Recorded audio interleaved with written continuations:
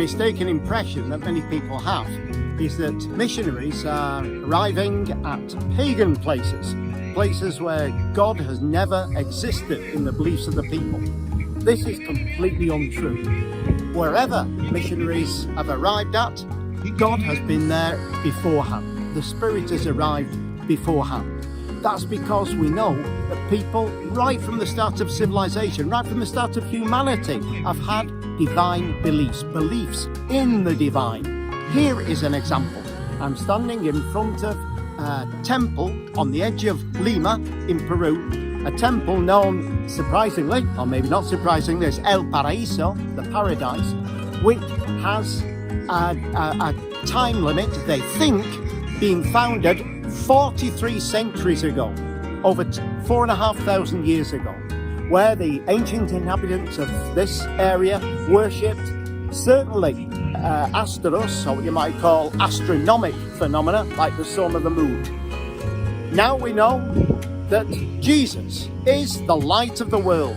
And look here, 43 centuries after, Catholic missionaries, in the form of the Columban Fathers, have arrived, and we're celebrating Christmas, the Christmas Mass, which is what you can see and hear behind me. Not so different. All we had to do was to adjust our beliefs a little to know the origin of this life, of this light. And that's the contribution that missionaries are making here, a continuation of 43 centuries of belief in the divine. To talk of the year 2020, 2021, yes, a difficult year, a year when the pandemic initially paralyzed many, but then allowed the creativity within to break through in so many ways. With the Zoom, Facebook, WhatsApp, and a myriad of other social networking applications, where the parishes provided masses and liturgies, and the parish groups provided emotional containment to those who were suffering. Collaboration in food kitchens, the home produce of organic gardens, the solidarity shown in the care of people suffering from COVID and with migrants has been immense. A year when the priorities of neoliberal economics were unmasked, showing clearly that health systems and the education sector and the use of informal work had left huge swathes of the population unattended and in dire need. Systems that cannot be changed overnight and that must be included in the reconstruction of societies in the post-pandemic era. As missionaries, we are ideally placed to experience and accompany the process of envisaging this new reality, from the local, more parochial, to the district and regional levels. In Peru, perhaps one of our most important achievements this year was the convoking of the Social Action Network of the Civil Society of Northern Lima. This network includes people from non-governmental organizations, parishes, and other churches, local government representatives, people from the Ministry for Health, Immigration, the Ombudsman's Office, and it strives to respond to the many needs of the people through the various commissions which have been set up to respond on healthcare, migrants, food security, spiritual formation, and citizenship. While responding on the local level, it also networks with others in advocacy for the common good.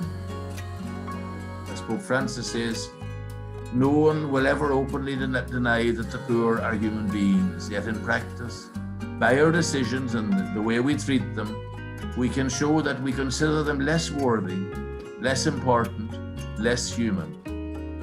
For Christians, this way of thinking and acting is unacceptable, since it sets certain political preferences above deep convictions of our faith, the inalienable dignity of each human person, regardless of origin, race, or religion. Of course, to say this is often seen as political, but it's a different kind of politics. So again, I quote Pope Francis. If politics must truly be at the service of the human person, it follows that it cannot be a slave to the economy and finance.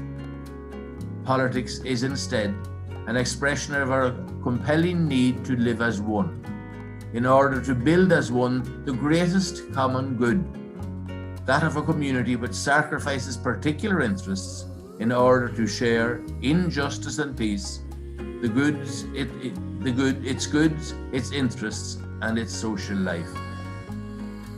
I do not underestimate the difficulty that this involves, he says, but I encourage you in the effort. Returning to the region of South America, in Chile we again see the mix of the local and the more general. I am conscious of the parish priest who celebrated the Holy Communion of all those participating in the programme by visiting the individual families and holding the First Communion of their child within the family bubble. This is family pastoral care in practice. The parish communities will set up shelters for homeless migrants and try as best they can to accompany and integrate them into their local communities. All this, plus the work of young people trying to come together to think about the common good, to think about the message of how to care for our environment, our common home. This year, yes, a strange year, but I'm reminded of the Chinese characters for crisis, which explain it all much better than I can. One character says danger, the second says opportunity. This was a year when both aspects were present. Thank you very much.